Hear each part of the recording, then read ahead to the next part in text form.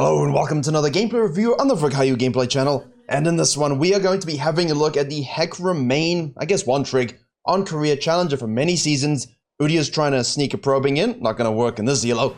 But we featured him in the gameplay released August last year on the main channel.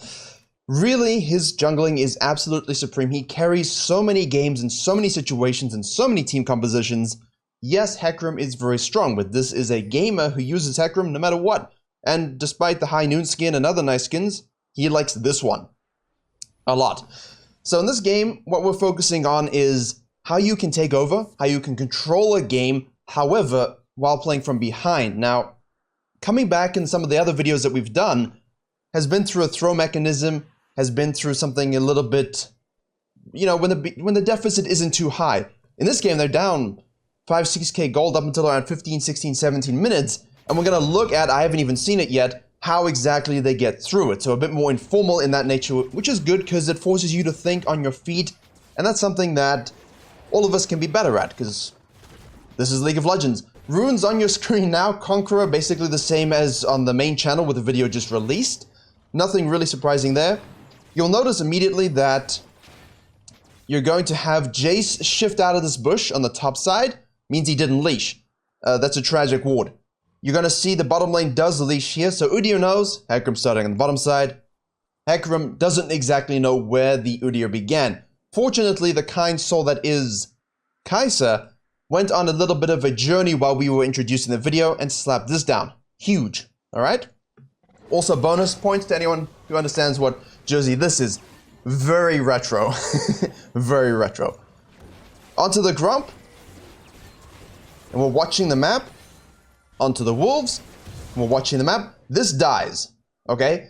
From Hecarim's point of view, you should have seen Udyr by now. You should be very close to seeing Udyr show up on the Raptors if he did Red Krug's Raptors. So from our perspective, he did a leashless blue start, which means you could have something like this if mid lane has prio, if top lane has prio, and Korean Jace always has prio. It's like it's just a given every single time. You know, you have to be wary of that. So, sequencing up here, you see the pings. Look at this on the minimap. Nice pings from our Hecarim, letting everyone know he is on the Raptors right now. And if we swap it, you see, literally, just finished Raptors. So the timing and the thought process that we're discussing, he's doing while micromanaging his champion. Granted, it's Hecarim, but still. That's something most of us cannot do nearly as well as challenger gamers, and that's the big thing. Which means he is now relaxed. He also knows the fact that Jace disappeared for a little bit, that it might be warded in this area. It's through the tri-bush. If he basically shifts on down a little bit and back up very quickly, you know he warded the river.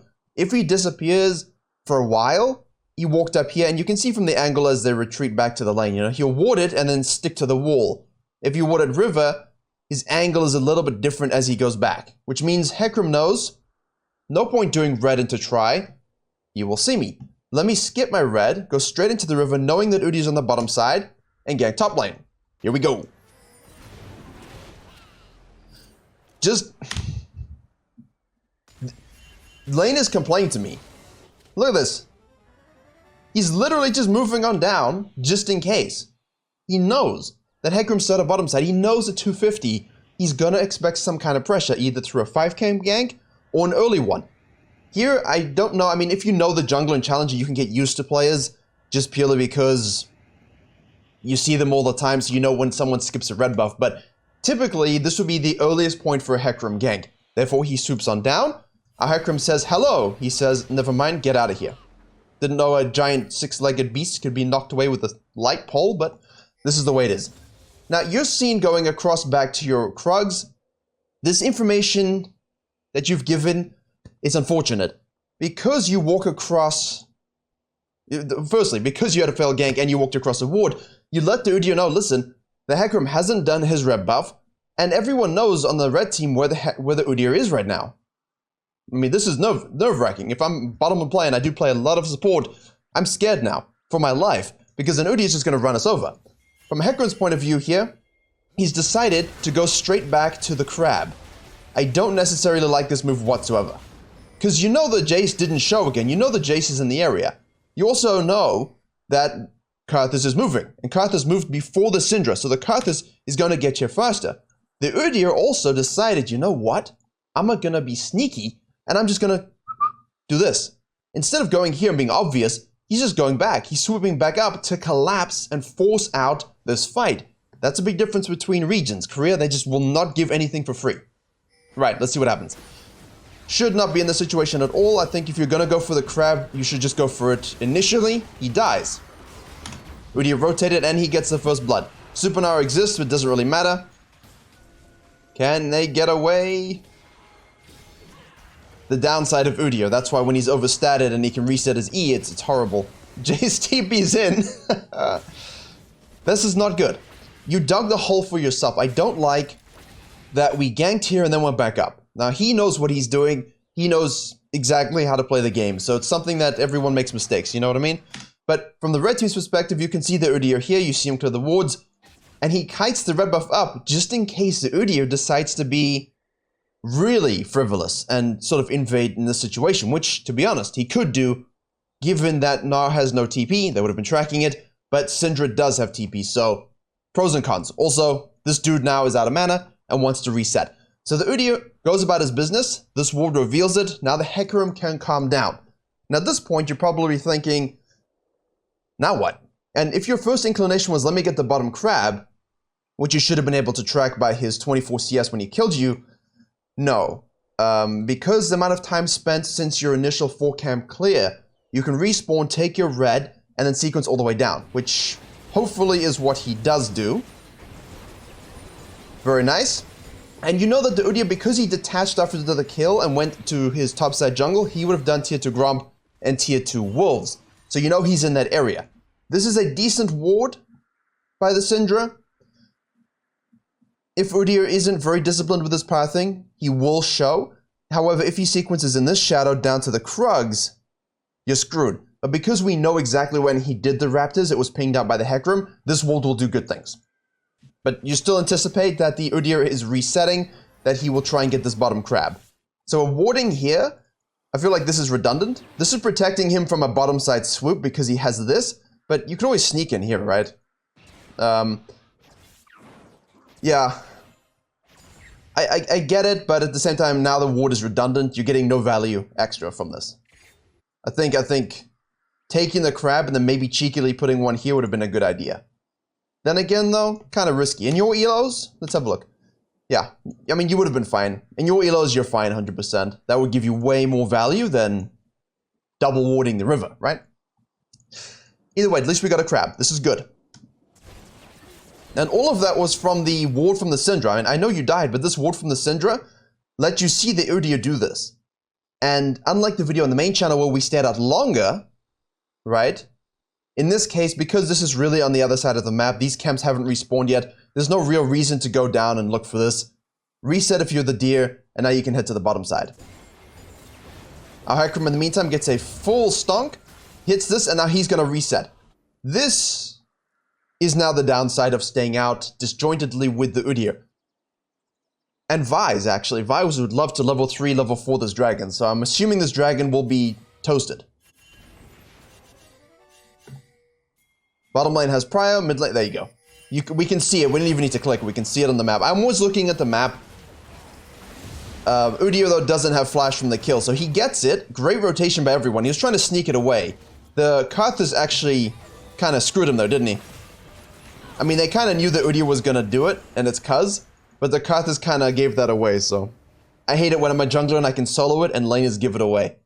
Now, you could look for counter jungling possibilities if you were timing the Raptors, but we have to watch carefully for the... Actually, no, Karthus is mid, so we're fine. Great. Now, we can also try and greedily take the Krugs. We would anticipate at this stage, the Udyr would expect, given his untimely demise, that Hecarim was going to take the Raptors. Hecarim knows that's what he wants to do. He could try and greed for this, but you have to watch the minion gap here. There's no minions here, which means easy to sneak through. However, if the Udyr decides no, and I anticipate that the Hecarim's going to be greedy, you will get forked upon. However, it's most likely the Cuz goes topside, but I could see, there you go, I could see him trying to deny the counter jungling here. This should have been expected, to be honest with you. This should have been expected. I don't think there's a universe where the Hecarim doesn't take the Krugs, the Raptors, considering how far the Udyr is ahead. You don't know where he is, so you have to be careful. You have to assume that it's a possibility, but bottom lane is just so low. There we go. There's Udyr. Careful. No flash. See, from Kuz's perspective, this is an absolute waste of pathing. The flea. Bye. Wait. There we go. Okay. We got him. Yeah, that's just bad pathing from Kuz. 99% you've lost this. You can easily look to sequence down. You're gonna have a Herald spawning in 8 minutes as well. You could always take this. You could always go straight for this, knowing that Hecarim would have done that move. So Kuz had a few options. And then you could always dive top lane. I mean, he's 2 levels up. Why not do that? You know, you're level 6. You don't even need to do blue just yet, because you're most likely going to give blue to Karthus anyway. Why not try and just reverse counter jungle dive? And then you can flex onto the Herald. The Hecarim will gank this any day of the week. And because he sees you topside diving, maybe he goes and steals these, but it's worth. I mean, in the end, you just have this pseudo-vertical jungling. Bad pathing doesn't help. Hecarim is doing a good job reading and playing from this slight deficit, which is now no longer a deficit, right? It will become one, though. I looked at the gold graph. Yes, I did. And here we go again. So he knows that Udyr died, and at this point, if Kuz goes back to the bottom side again, that's just griefing. There you go. Right, he's done griefing. We're gonna go and take that red buff away, and now we're gonna reset because we anticipate that the Udyr will sequence down. Don't want to be caught with our pants down. 3rd tier Raptors. And now you see the ping coming through? He's thinking exactly what we were saying just now. Looking for that Herald play because objective control is the Deer's modus operandi. Map, farming, and Heralds. You're ahead in levels, right? You're ahead in levels, and Kuz has really thrown his own lead here. The dragon was not his fault, but the second death definitely was. You have to understand who has the lead, though. You have to understand that top lane is not in your favor. Okay, we snipe it away. That's pretty cool. But you die for it. That's okay. I mean, as long as you don't sell out your laners too, it's okay. Is he gonna get out?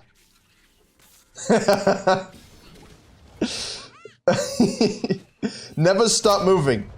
Is he gonna get out, or is Karthus? Alright.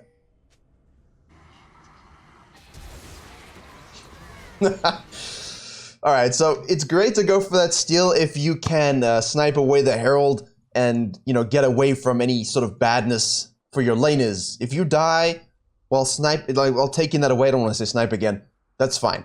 But if Gnar is dead and Syndra's dead by forcing the rotation, yeah, it's on them, but you're the shepherd, right? They are the sheep, you're the shepherd. Head to top side, we have Herald, we've got a bit of time to use it. Now, people have been asking, when do we gank losing lanes? And I think we should do a dedicated video on this for the main channel. I think we should. This is a losing lane if there ever was one in the history of humanity. 401, 3 levels up, 79 to 43. It is a tragedy, big tragedy. Can you, as an individual jungler, destroy the top laner's lead and confidence? That depends on your champion, that depends on how big your lead is, and how big the enemy top lane, how big the lead of the enemy top laner. Wait. How big the lead of the enemy top laner is, because if it's a Renekton or a Darius, you get 2v1. Let's observe. Jace is more easy to shut down.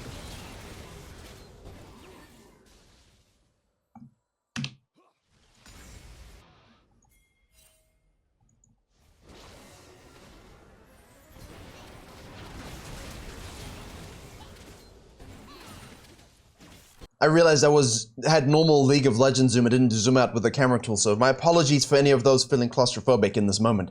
But yeah, great job, you know, shutting down the losing lane. And again, it's all about you as the jungler. Can I destroy their soul? And then, do I have a Herald that I perhaps snuck away? Yes. So we can absolutely get our top laner back in the game. We can absolutely juice ourselves. We can basically say, look, I anticipate Udyr being on this side now, showing up and doing things here, which of course we see across the wards.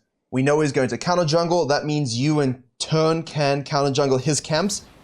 Careful here though, you see the mid laners will do this, they will collapse on you, and this is where top laners really tilt me, is they keep pushing and the top laner just does this, the bottom lane dies or resets and they just collapse, and now you want to do the dragon, but then they just all rotate and goon squad you. So if you get spotted, leave. Take the crab. Now, at this point, the fact that your Syndra pushes out Kuz means that you can run across the mid lane, careful because the bonus isolation damage on Karthus Q's really does hurt, but we get level 9, and you should be able to take a dragon.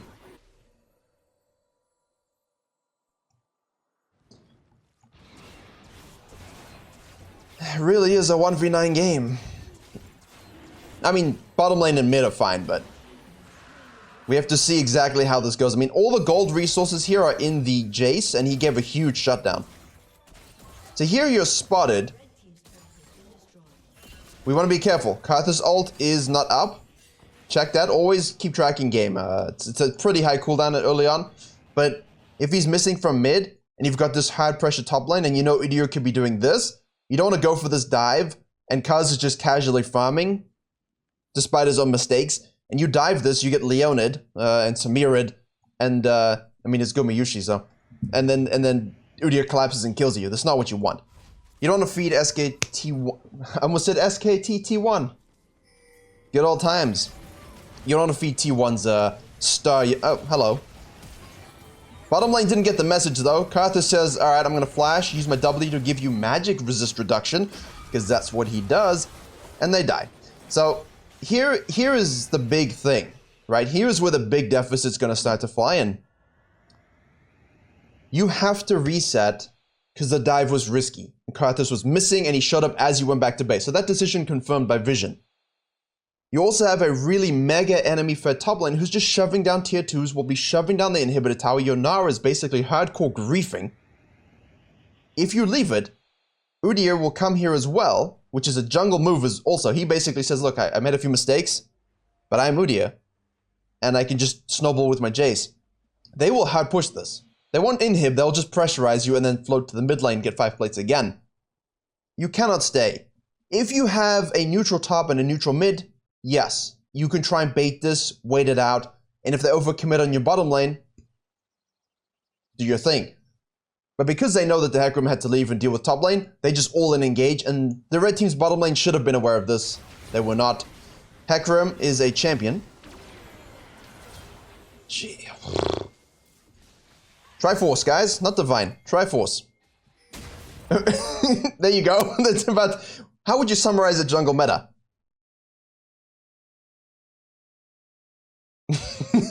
Just like that.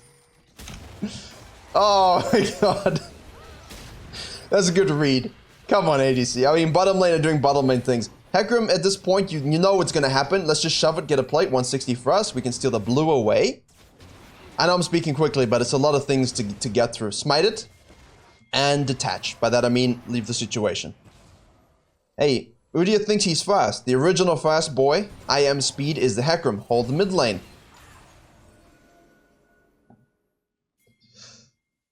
Do not make any sudden moves at this point. Too often people will force something or do this.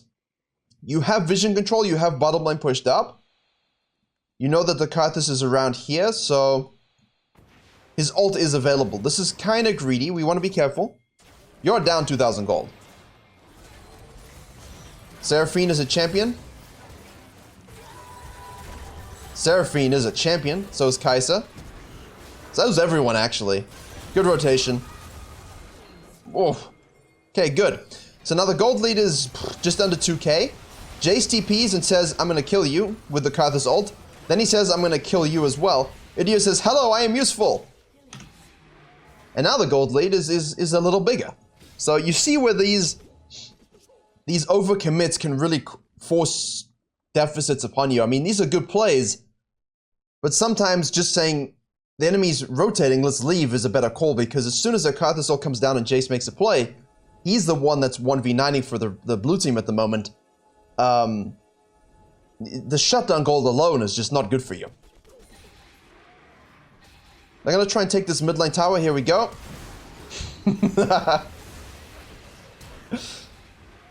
I mean, what a champion. That's why you have to nerf him. He's just raw statted. Okay, the objective on the map is the Herald, so we want to look to fight for that. Vision control is definitely not in our favor. You have to be very careful here. At least we have wards on it. Seraphine doing Odin's work. Jace. Wait, here we go. I mean...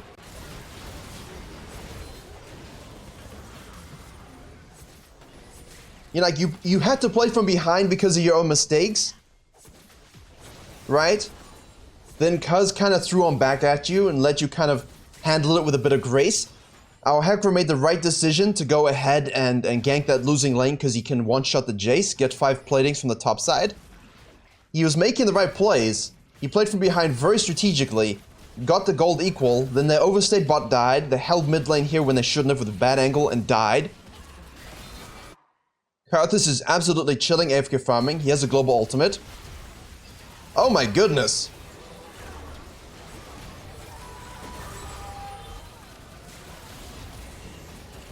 See, now blue team is doing the same thing, while Udyr is just taking off heralds, which means you're going to give dragon to the red team. So Jace made an aggressive play. It's good. But the rest of the team should have known just to leave, because there's a dragon spawning. If you want to shoot the kneecaps off the red team in this case, you've got this under control. You just have to learn to not overcommit. Because now you've just lost all traction. You just give more shutdowns and it swings the other direction. And people always tell me, challenger games are not realistic. They make the same mistakes still. These are mental mistakes. These are things that rise above your ability to play the game at a mechanical level, because it's greed, it's desire, it's I can push just a little bit further, and that always costs you and costs your teams, no matter what elo you're in. The difference is they hit their spells. Mostly. Okay. So, we're down a little bit of gold. Maybe it wasn't quite 6k, but you know, 4 to 5k gold is still substantial in Korea, especially when you're trying to close games. Especially early, 15 minutes. Now we farm, there's no objectives. There's no objectives, we need itemization spikes, we've got our death stunts ready to go. Let's go and get the mercury treads. No, screw that, we're fast anyway, let's get a ruby crystal. I think here the treads would have been kind of nice. Alright, so now it's getting engaged on, and this is why we farm, because there's no objective. We need them to play their cards. They have the herald, they have the juice, they have the gold lead. We need to make sure that they don't, one, get a pick from us, and basically translate that into like 2 inhibitors, which is too difficult to hold at the stage. We need them to make a play. They do that because Nar once again is caught with his hand in the whatever Nar eats jar. However, they decide to dive, and Hecarim hits a beautiful ultimate. Kai'Sa goes in on that. Syndra gets back to base in time. There you go. Very well done. This is why... I like it. This is why, oh no. Run, leave the passive. This is why Hecarim is so good, because if you can place your ult at the right moment, when a team makes a mistake, it's so devastating for them. It's absolutely so devastating. And just, they dove this. He sits here off the cuff and just ults 3 people. Kai'Sa gets to position with the shield, and the rest of the team is a cleanup. And because he's got the death stance, which has now done 1000 healing since he completed it, and bonus 800 damage from the Triforce, he's really looking to control these team fights. Triforce. It immediately doesn't fall back to his jungle. There's nothing to farm. They're all dead, I might as well go steal their blue again. Because denying their blue is basically an objective in and of itself, no? Especially against their Karthus. Okay, what are we looking for here? Probably a Sterix Gauge. The Mercury Treads would be kind of nice. Farming, waiting for our team. If you don't have an itemization spike, don't feel the need to go back. If you do, don't go back now, because you're disjointed from your team. If they look to make a Baron play, you're screwed, and that's why he's staying out here. Play Vision. Yeah, they were gonna go for it. Let's actually switch on both Vision, just so you guys can see. And now you can hover. We can do this. We can hover, and they're gonna see you do this with the blue trinket. Let's just watch. I love this Hecarim play. I love it. I love the way he plays the game.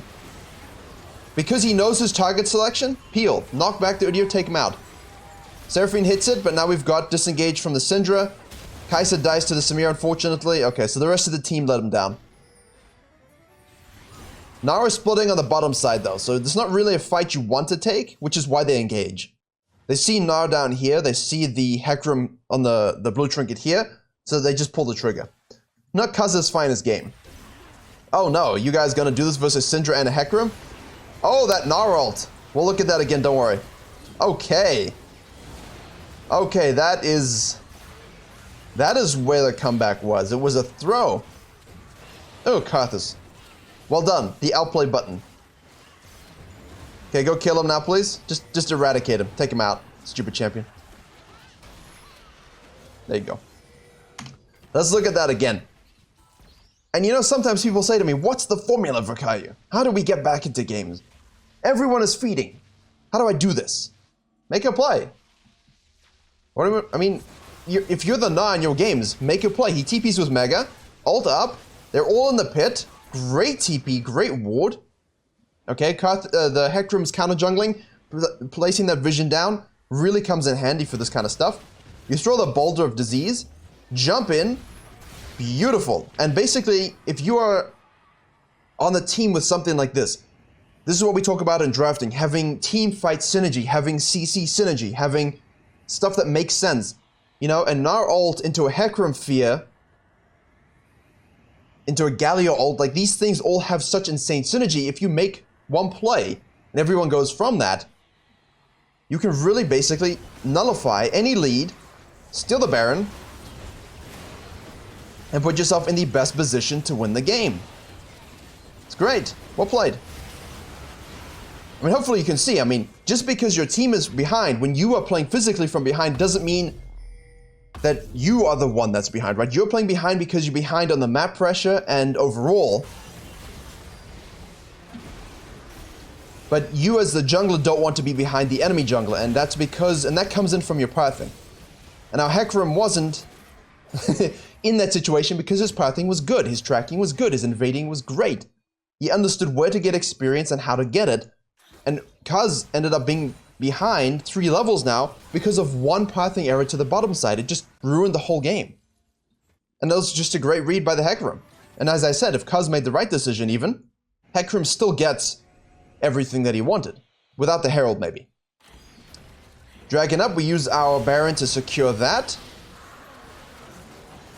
And now Gnar is starting to basically turn online. Because once he's with his team now, he doesn't need to be ahead. He just needs to make sure he can chase down people with the boomerang, hit his ult and the stuns, and everyone else will do the work. Hello, Karthus. Good night, Karthus. Through the exhaust. And now you have the lead, and now it's just about basic macro. Working your team. Push the lanes with your Baron-powered minions.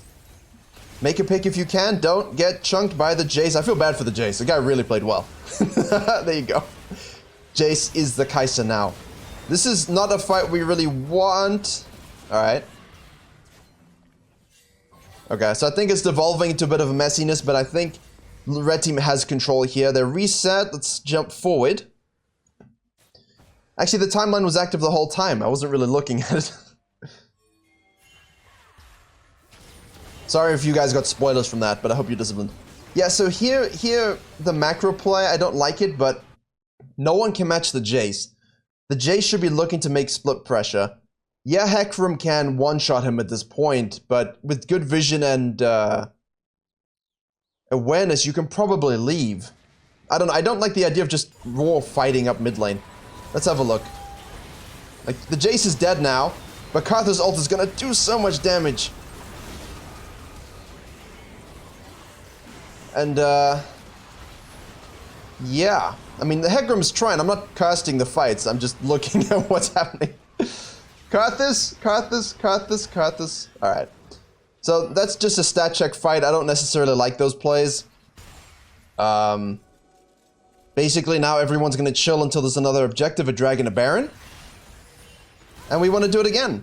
So, everything you've done up until this point to get back into the game is just slow you up. Let's see. Okay, the Hecarim was gonna dive. Look at this. The Hecarim was gonna dive and kill the Jace, because that's prior target number 1. Karthus would be probably number 2 at this point, and as soon as Samira turns on, try and CC. It's a lot of targets to focus, but the Jace is definitely the most dangerous. Samira is not really anything. The Sterix Gauge here plus the Spirit Visage helps with the healing. Added shielding as well, so that shield is absolutely disgusting. You've got the Seraphine on your team as well. Mega shield. The AP is really just for this guy. Because we're focusing on the Jace, Udyr as well, because he doesn't have Lichbane, but the Phoenix damage is insane. Really for this, because you're focusing the AD threats. You can sustain up very easily. In and out of the fight, that's good. He died. But this is fine. I mean, by fine, I mean he did his job, he absorbed enough, and now Kai'Sa can close it out. Haha, stopwatch, and Seraphine's alive. So there you have it. Don't think there's much more. They take the Baron, the dragon here. Do they surrender? Well, I'll let it play out. Hopefully you can see how the intelligence within your pathing in the early game can help you if you make a mistake, if you're behind. The map reads can basically give you the opportunity to have these team fights absolutely disgusting. There you go. Sterix Gauge activated. Q, Q, Q, Q. You got the W as well. Didn't even talk about that. GG. I mean, all of these KDAs, bottom lane was doing okay, but all of this map pressure that they've created was basically Jace versus Hecarim, who can actually come out and create that win condition for their team, and it was the Hecarim. And the Gnar actually ended up making great plays. So, there you have it. Hope you enjoyed watching this Hecarim take over the entire game. Love watching his jungling. I will link his profile in the description because obviously it's a whole bunch of question marks. Thank you to my client. Thank you very much for watching. Head to the main channel for a video just released as well. And as always, I will see you all in the next tutorial. I will.